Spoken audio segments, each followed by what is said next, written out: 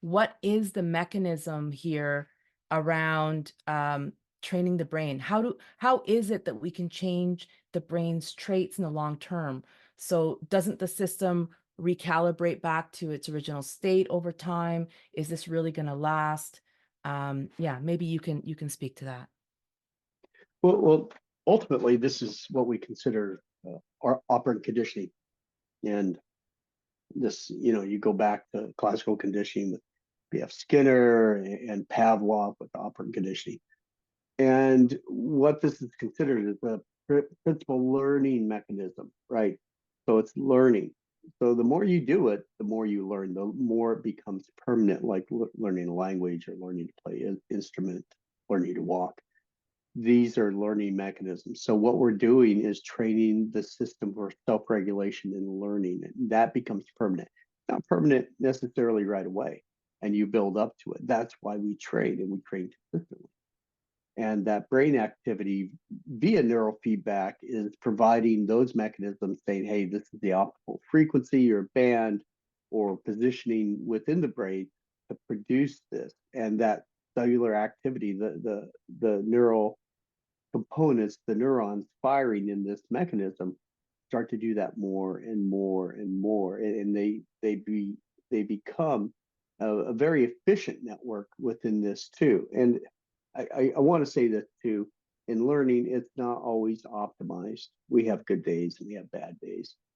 And much like kind of working out in the gym, we get into this, great days. We could really push a lot of weight. And other days, not so much. Same goes in the brain. It depends on what you eat, depends on the time of day. Are your dopamine stores, are they high? What's going on with that? So you want to optimize. Good sleep is part of it, but don't hold yourself back from training just because it's not optimal. Any little segue up in your training is going to help in the long run.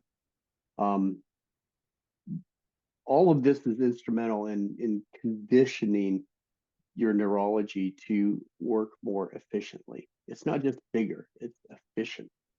And when you get into these certain states of consciousness, you're able to do it at a much easier rate. And if the internal chatter going on and those components are distracting you, then you're not able to get in that state. But by training this, you're able to get in state more and really have that conditioning of the operant conditioning take effect for learning.